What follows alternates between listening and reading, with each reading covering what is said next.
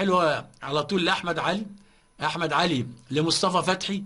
مصطفى فتحي يعدي وضربة جزاء. ضربة جزاء من ابراهيم نور الدين، حاسب ضربة جزاء لنادي الزمالك. يبدو ان هم خدوه مع بعض يعني. محمود وحيد بيقول له ايه ده، نشوفها مع بعض. هل هو اتشد اهو؟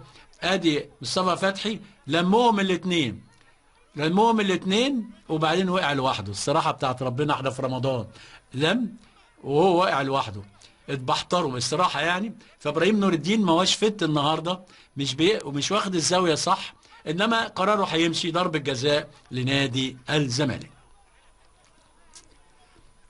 ضربة جزاء لنادي الزمالك، وراح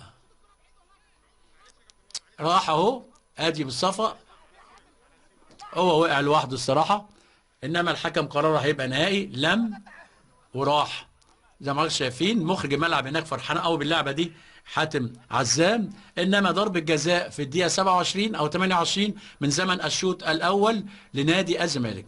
حازم امام، عمر جابر، وضربه جزاء لنادي الزمالك. عمر جابر وضربه جزاء لنادي الزمالك، وابراهيم نور الدين هيدي الاذن، وعمر جابر وجها لوجه لمحمود حمدي، وصفر ابراهيم نور الدين، وهدف اول لنادي الزمالك في الدقيقه 28 لعمر جابر. في الدقيقه 28 هدف من ضربه جزاء. واحد الزمالك لا شيء المقصه، والهدف جه على عكس سير المباراه، انما هي كره جوان على راي الكابتن لطيف. امسك كره زي ما انت عاوز، ضيع فرص زي ما انت عاوز، انما الكره جوان. وضربه جزاء في الدقيقه 28 يحرز منها عمر جابر هدف الزمالك الاول.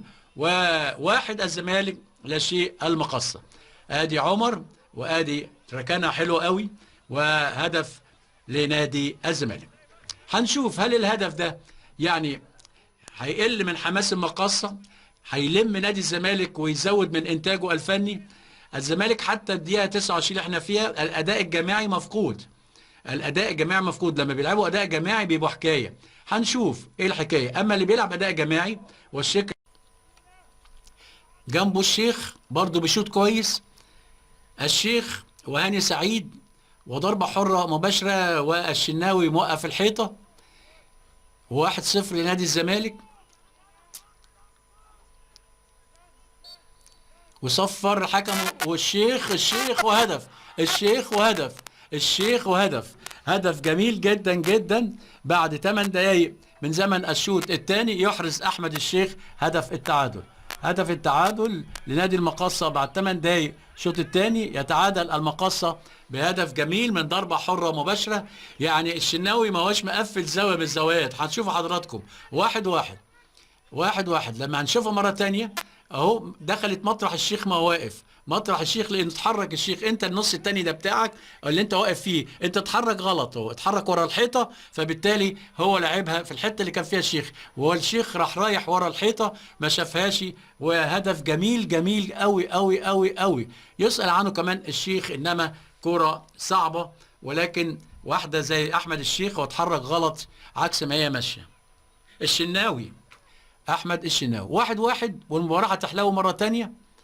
وهدف لاحمد الشيخ. الحكم بيقول ما فيهاش حاجه، وتنزل للشيخ.